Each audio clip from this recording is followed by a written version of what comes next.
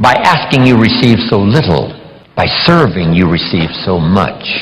So rather than settle for the pennies of what someone could do for you, why not turn it around and find some way to serve? It's a pretty simple process. Johnny mows Mrs. Brown's lawn. She pays $3. Every time he mows her lawn, he collects $3. Thinking in terms of what could I do for my country? Surely Mrs. Brown is one of the members of the country. So he mows her lawn and collects $3 and starts what we call an income and a career. Now what's next?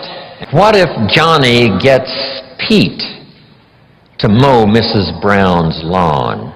She still pays the $3, but now Johnny gives Pete $2 for mowing the lawn and keeps $1 because he's the one that got the work. Now we have the beginning of an entrepreneur. Now we have the beginning of fortune. The next subject is setting goals. Let me show you what turned my life every way but loose.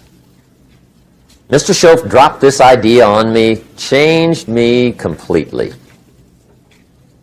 Setting goals. Here's what can easily happen if you don't set goals. It's easy to let life deteriorate into making a living instead of designing a life. And we all have a choice. Make a living or design a life. It's easy to get trapped by economic necessity and settle for existence rather than substance. That's easy. But the best advice I can give you on how to break out of that trap is to learn how to set goals. Mr. Schoaf put it to me this way. He said, Jim, if you had enough reasons, you could do the most incredible things. I never forgot how he put that.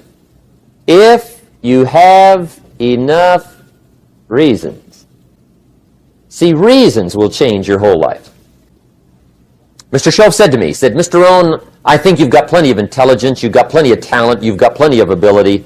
Probably what you lack is plenty of reasons. He said, I don't think your current bank balance is a true indication of your level of intelligence.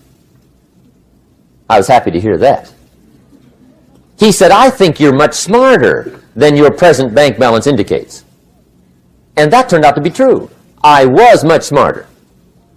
But of course my first question was, well then why isn't it bigger? And he said, you don't have enough reasons. You've got enough intelligence, but not enough reasons. So see, reasons can change your life. Here's what else I found out. Reasons come first, answers come second. You don't get the answers to do well till you get the reasons.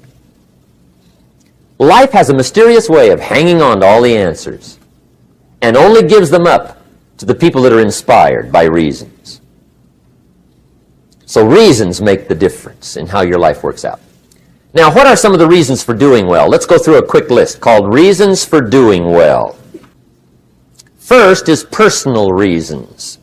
Some people do well for recognition. Some people do well for respect. Some people do well for the way it makes them feel. They love the feeling of being a winner. Those are good reasons. I have some millionaire friends that keep working 10, 12 hours a day, making more millions. And it's not because they need the money. It's because they need the joy and the satisfaction and the pleasure that comes from being a constant winner. And see, it's not just the money anyway. It's the journey, not the money.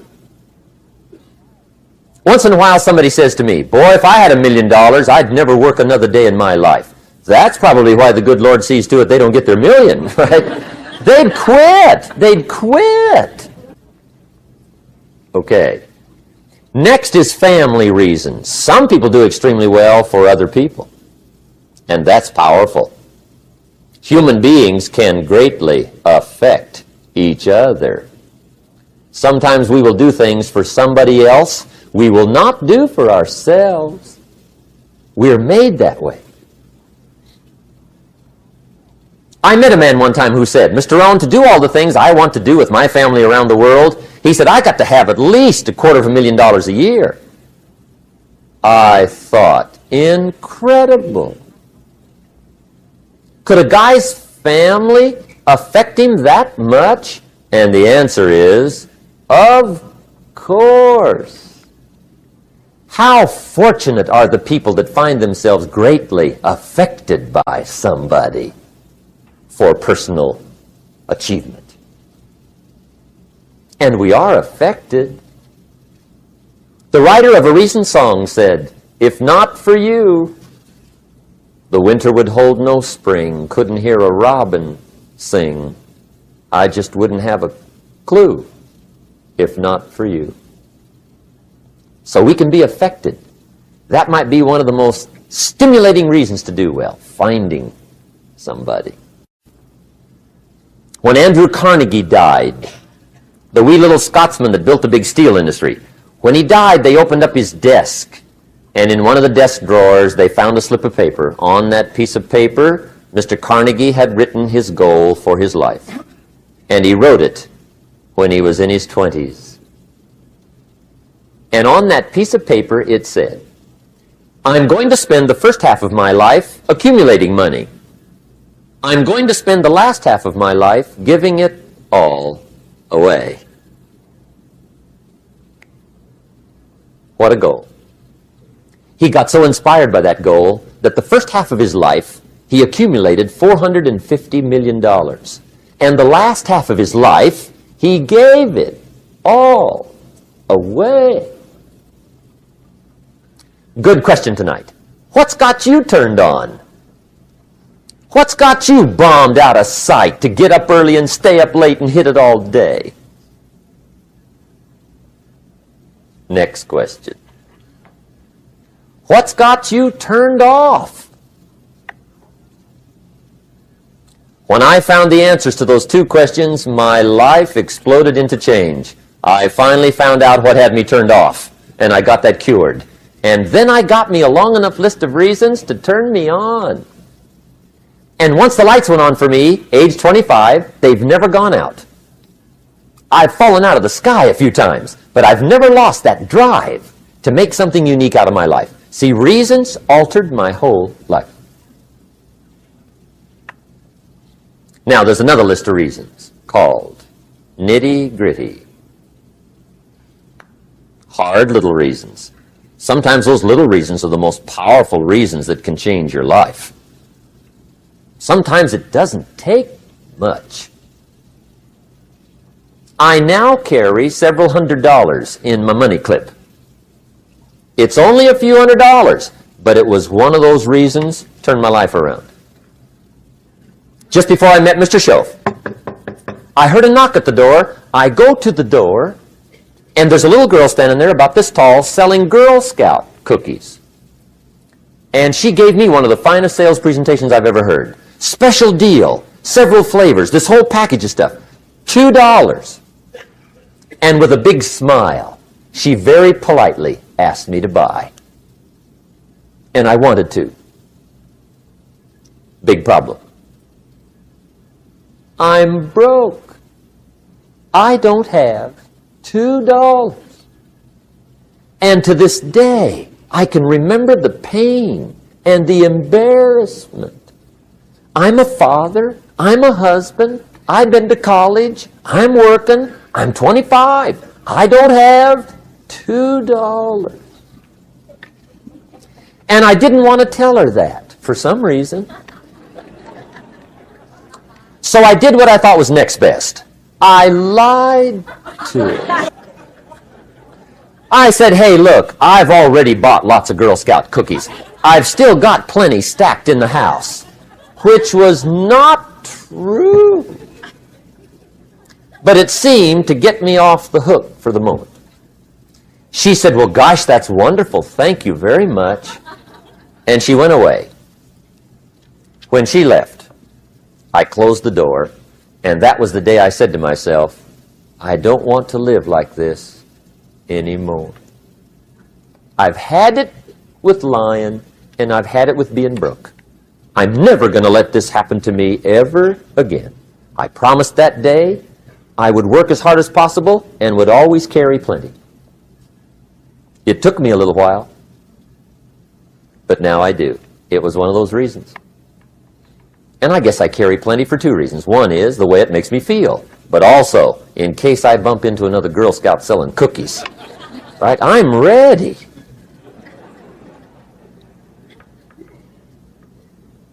I walked out of the Bank of America one time up in Saratoga, California, where I used to live.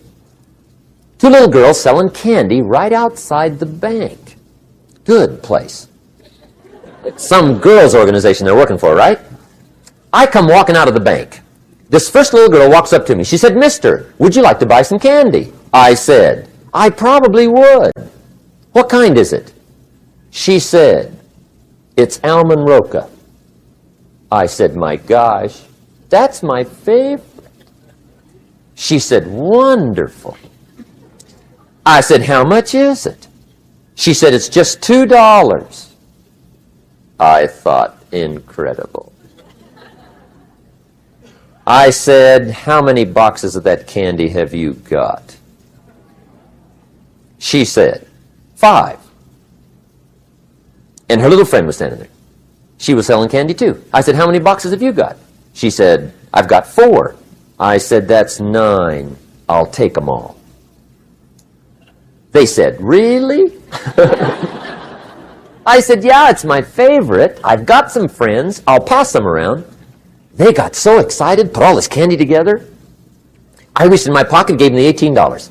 When I've got the candy and they've got the money, that first little girl looks up at me. She says, "Mister, you are really something." How about that?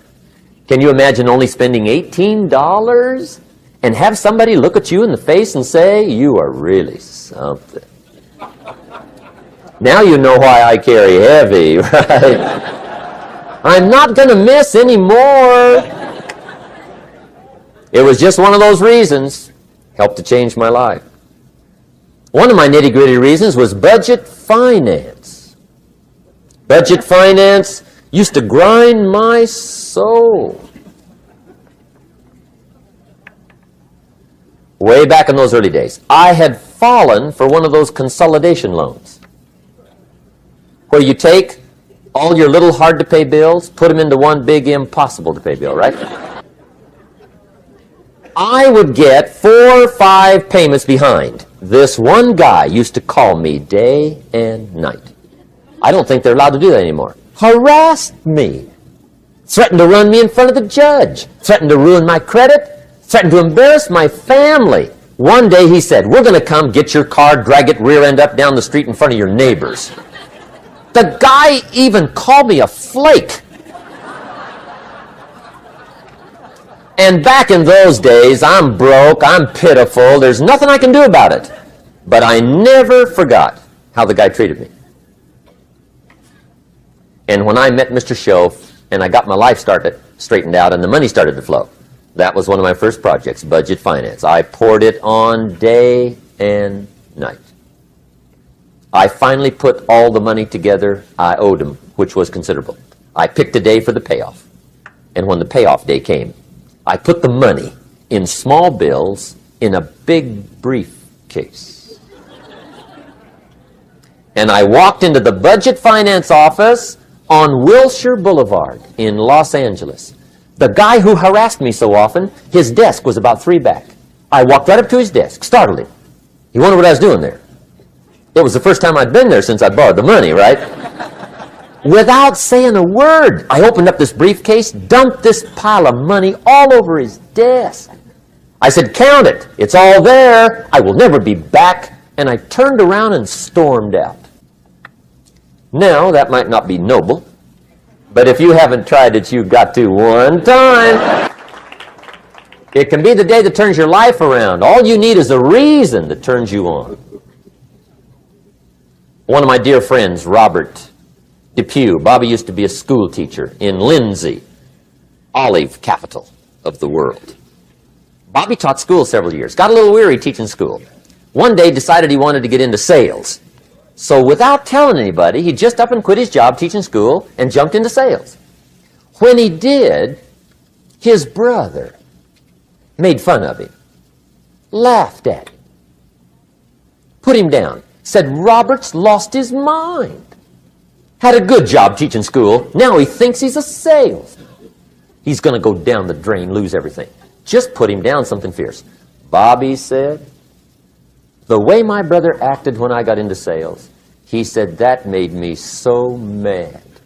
I decided to get rich. And my question for you tonight is it possible to get that mad? Of course. Wealth is not a matter of intelligence. It's a matter of inspiration. Today, Robert happens to be one of my millionaire friends. Bobby's rich. Frank Sinatra said one time, the best revenge is massive success. Hey, get you a long enough list of reasons so that after tonight you never lack for inspiration. You might not have all the answers right away, but you can get the answers if you can get the reasons.